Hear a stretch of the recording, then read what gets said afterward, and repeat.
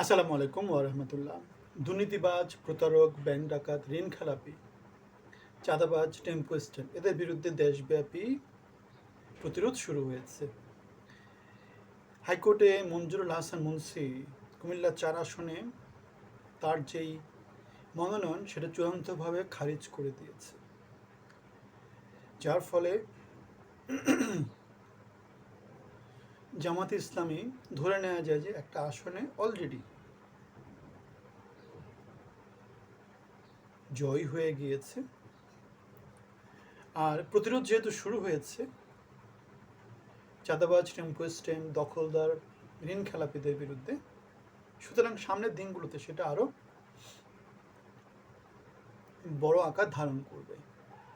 আমরা দেখেছি বাংলাদেশ জাতীয়তাবাদী দলের যে দুর্গ বলা হয়, ফেনী, নোয়াখালী, কুমিল্লা, চাঁদপুর, সে এলাকাতে গতকালকে জামাতে ইসলামের যে বিশাল জনসমাবেশ করেছে, সেখানে যে জনসমাজের যে উপস্থিতি দেখা গিয়েছে, সেটা আমাদেরকে যেটা বলে লোকজন ভুল নেতৃত্বকে, অযোগ্য নেতৃত্বকে লাল কার্ড দেখাচ্ছে, লাল কার্ড দেখানো শুরু করেছে। যেই দল এর প্যারালাল কোনো দল বাংলাদেশে ছিল না, যার হাত দিয়ে যেই দল প্রতিষ্ঠিত হয়েছিল, সেই দল চোর, বাটপার, ঋণ খেলাপি, ব্যাংক ডাকাত, খুনি তাদের দলে পরিণত হয়েছে। 2001 থেকে 2006 তাদের যে শাসন সেটা আমাদেরকে সেটাই বলে। এবং 2024 পরবর্তী বাংলাদেশে তাদের সংস্কারের বিরুদ্ধে যে অবস্থান, মনোনয়ন এবং মন্ত্রী এমপি তৈরি করার যেই আলাপ আলোচনা অথবা নির্বাচনী প্রচার অভিযান, সেগুলো আমাদেরকে যেটা বলে এই দল এখন আর জিয়ার দল নেই, খালেদা জিয়ার দল নেই, এখন সেটা হয়ে গেছে মাফিয়াদের দল, চোরের দল, বাটপাড়ের দল, খুনির দল। এবং বাংলাদেশের সমাজে এদেরকে লাল কার্ড দেখানো শুরু হয়েছে। আমরা দেখতে পাচ্ছি নির্বাচনে যেখানে 300 আসন জয়ী হওয়ার কথা ছিল এবং তারাও সেটা বিশ্বাস করত, এখন দেখা দিয়েছে যে কত আসনে জয় হওয়া যায়, জয় পরাজয় হতে পারে কিনা, এমন একটা সংশয় কিন্তু দেখা দিয়েছে। এবং সেই জন্যই আমরা দেখতে পাই জামাতের আমিরের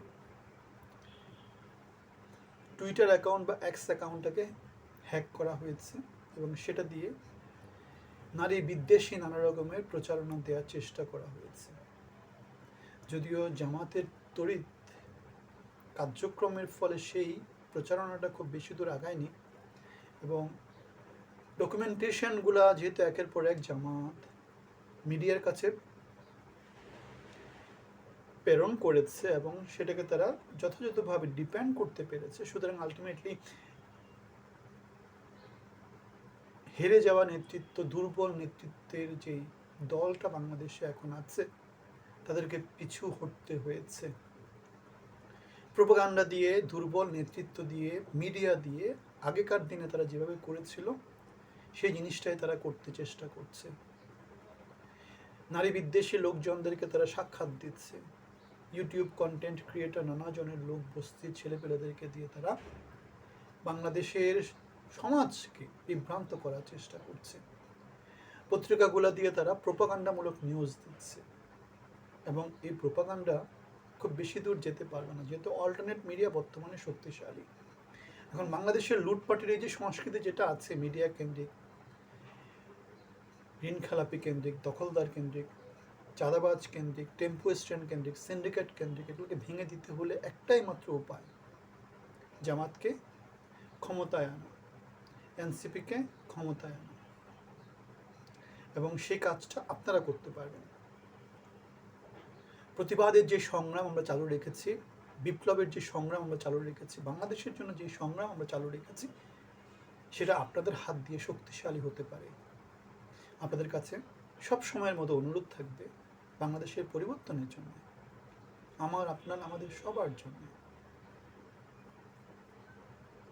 যোগ্য নেতৃত্বকে ভোট দেবেন, 24-এর অংশকে ভোট দেবেন, যারা বাংলার মাটি কামড়ে পড়েছিল তাদেরকে ভোট দেবেন, যারা পালিয়েছিল অযোগ্য নেতৃত্ব, পলাতক নেতৃত্ব, তাদেরকে না করবেন, যারা দুর্নীতিবাজ, দখলদার, ব্যাংক ডাকাত, লুটেরা, ঋণ খেলাপি, টেম্পো স্ট্যান্ড তাদেরকে না করবেন।